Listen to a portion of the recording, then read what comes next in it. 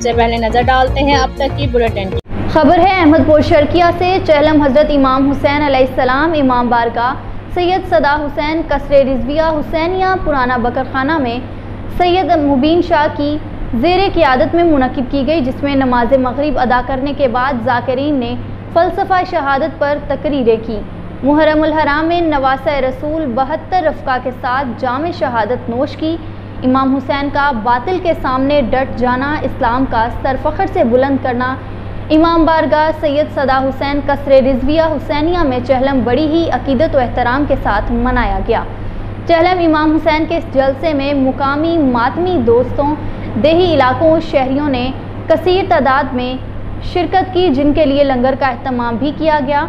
जबकि ज़िला इंतज़ामिया की जानिब से BWMC महकमा हेल्थ रेस्क्यू 1122 की जानिब से नौजवान तैनात किए।